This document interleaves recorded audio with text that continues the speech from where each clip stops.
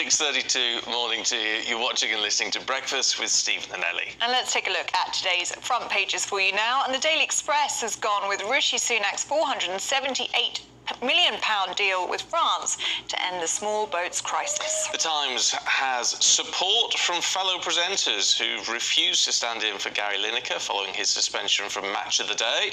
Similarly, The Independent questions what Britain is getting. Oh no, that's not the same story. Not at all. Not at all. We're talking about the Anglo-French summit yesterday, talking about Britain handing France £500 million to solve the small boats crisis. It's flip-flopping again this morning, aren't we? Yeah. The Mail is going on Gary Lineker's suspension, claiming one source has described the mutiny as a proper BBC crisis.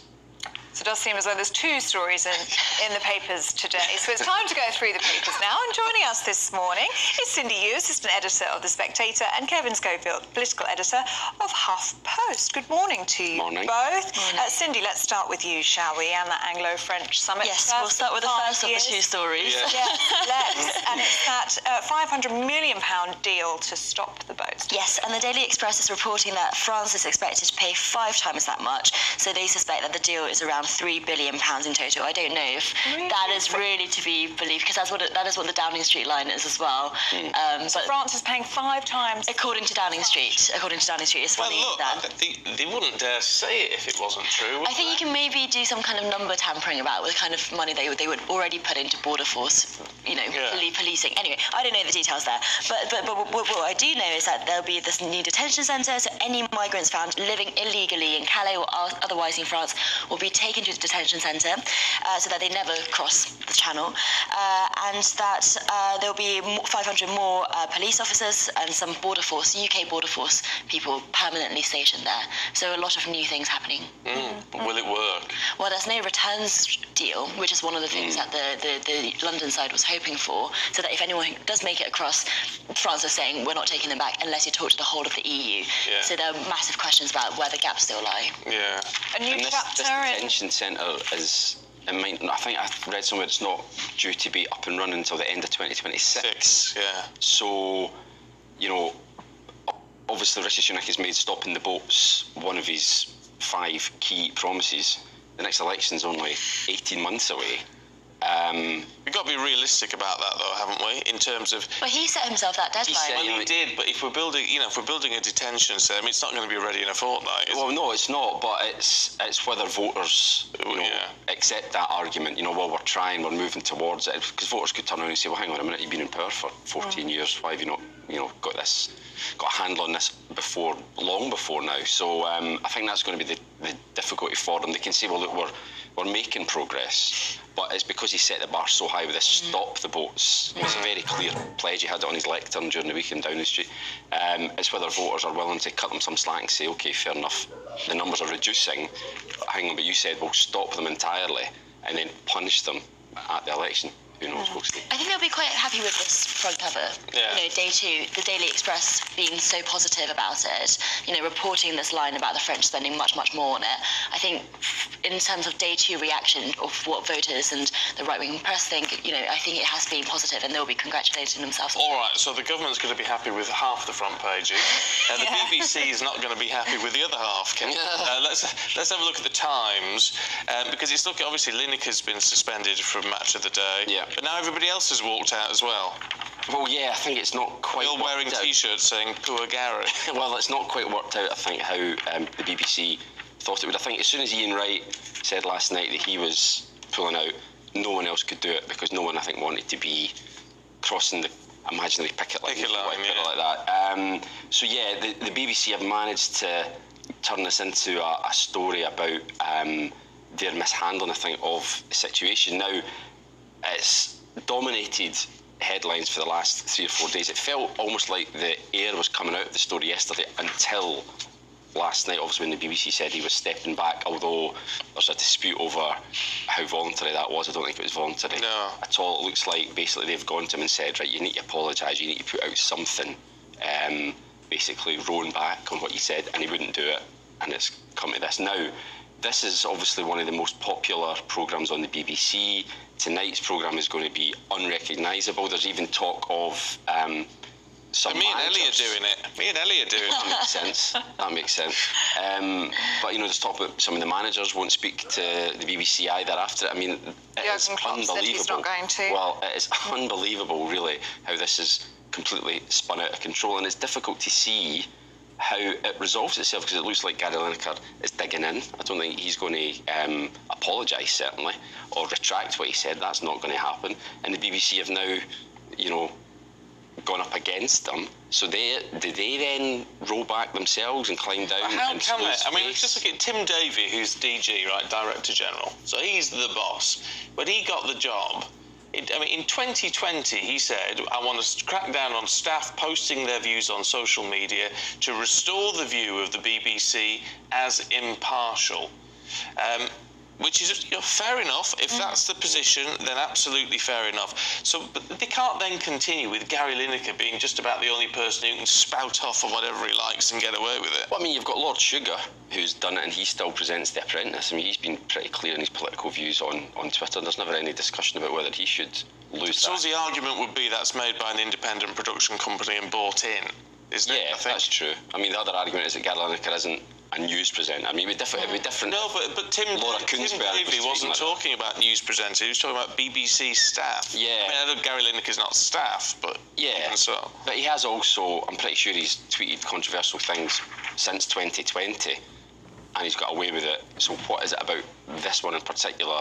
Is it because they've bowed to the political pressure? Obviously, It's there's Nazis. It's the Nazi word. no. isn't it? Well, he didn't I mean, say it's Nazis, not- but we know what he was yeah, getting at. yeah. And that was, I think, ill-advised. I don't think it was an edifying tweet once you for him go to there, put out. I think it's you open yourself up to criticism. All right. So without a doubt. what's the polling between you two then? Should Gary Lineker be stepping down or be pushed like this? Do you think it's a right or wrong decision by the BBC? It's so difficult. It's so difficult because I think you really do want to crack down on the social media stuff. It is ridiculous people are spouting off on Twitter, not just in the BBC, but just journalists in general. I mean, I think it's a massive problem for our industry. You can see how Lineker is such a massive diva with this. He's paid so much. He's like, well, I don't have to take this stuff from you. And so I think it's so difficult because, as you say, if the boss wants you to shut up on social media, You shut up on social media. and if you don't, then there's going to be consequences. So your thought? Well, I with the really don't know because I think BBC they've made this so much worse. Yeah. Right? Yeah. I think they've done the wrong thing here. I think they've made it into such a huge issue. I think. But wouldn't that leave Gary Lineker as this sort of, well, so you said diva, but sort of untouchable? I think there might have been a way behind the scenes to have a quiet word and say, look, tone it down a bit going But I think forward. they were trying over the last few days, right? And Gary Lineker wasn't having any of it. I think it sounds as though, from what we gather, that they may have been looking for him to make some kind of public statement, sort of distance himself, retract or whatever, and I don't think he was ever going to do that. I think there might have been a way of doing it without it coming to such a point, so I think the BBC have mishandled it now, and they certainly didn't anticipate the reaction that there's been, and all the others saying they won't appear either, and now they've got this hugely popular, long-running programme, and it's going to be a shell tonight, and I don't know what's going to happen next week. Well, you know what you need to do, because it's going to be match of the day with no presenter, no pundits, and no commentary, so it would seem. So you need to tune into the alternative match of the day, 10 o'clock tonight, GBNEWS with Mark Dolan, where we've got pundits, experts, stars, all going to be on the show. So you want to watch that instead. You want to be here instead, definitely. Cindy, let's have a look at the junior doctor strikes, which is in the Telegraph. Yes, I think it's actually in the Mirror, this particular one, but Wrong list. yeah. But tens of thousands of patients and medics are going to London today. So, I mean, I think this is the first time that patients are going to be, on the streets as well, just to protest underfunding of the NHS. And you've got other people like Adam Kay, who's that very famous author and comedian who used to be a junior doctor, kind of wading in on there. And I think this is part of, we talked about Rishi Sunak's 5 pledges, as well as the votes, is also to cut down the waiting list and just to solve these kind of healthcare crises. And healthcare must be the strike that the government's most worried about, because it's the one that's most popularly supported, as we can see from patients literally going onto the streets to support their staff. So I think, once Rishi Sunak comes back from Paris, and I know he's got another summit on Monday, this is something that really can't wait, because this is something that the public does not support the government on, not giving pay rises here. So why is it then that the health secretary didn't meet junior doctors or their representatives yesterday? Because it seems crackers to me. No, I completely agree with you, and I think Rishi Sunak is desperate to get this dealt with now. I mean, we've gone from Steve Barclay previously saying around about Christmas time saying no pay talks at all. This is the offer, take it or leave it. They've rode back on that a little bit now. They will talk about pay talks, but there's mixed messages coming out. Why not meet them yesterday? Because clearly this is running on, and you're right, Cindy. It's very unpopular. The government, the public, love the NHS, and they need to get this resolved. Now, Rishi Sunak has had a decent couple of weeks. The Brexit deal, the announcement, the bromance with Macron yesterday. But this is something else that he needs to get dealt with so they can move on, because this is not good. No. Yeah. Okay, I want to talk because we've got to talk about the Duke of York. I mean, poor fella. The King will no longer pay for his Indian healer. Can you believe that? I mean, what a rotter. Who does the King think he is? £32,000 a year, apparently, Prince Andrew pays, or we pay, I guess, for an Indian healer. And apparently this has been going on for several years, and the Queen, who we know was very fond of Andrew, signed off on it, no problem at all. It's basically he puts in the bill to the Privy Purse, and it's up to the monarch to decide whether it gets paid or not. Now, it looks Privy Purse means we're paying for it. Well, yeah, exactly. So Charles has come in, and I think it's fair to say that he's cracking the whip here. You know what I mean? It's not just Andrew. Obviously, he's taken Frogmore Cottage off Sussexes as well, and he's basically said, no, hang on a minute, I'm not paying this anymore. So if you want to have your Indian healer, you'll have to pay for it yourself. What's he getting for 32 grand a year? Do we know? I think, well, the Sun has a mock-up of Andrew cross-legged, sitting in denim jacket, kind of going umming. But I think that's probably just a little part of what he does. Chanting, massages, and holistic therapy. Oh. Wow. I mean, look, Andrew, you get it off. I'll do it for you for 15 grand. I mean, what? It's more than most people earn in a year. Utterly insane. Well, then this is Air Miles Andy, isn't it? I mean, he's famously, quite fond of the perks of being a royal. So I don't think he even realises the perk of being a royal. For him, it's probably just normal. I don't even think he realised how he's always lived this life, hasn't he? Yeah. And I think in the story, the fact that the Queen was paying for it all these years is the most fascinating thing to me. I mean, we love the Queen for good reason, but clearly on Andrew, she has such a soft spot, two softer spots, some might say. And it's good to see that Charles is thinking about the cost of living crisis and not letting this go. Yeah, no, it's certainly a new era, isn't it? Clutching at the purse strings. Well, yeah, absolutely. I mean, they're also saying here, he's set to have his £249,000 a year grant. That's what Andrew gets. He's going to get that slashed.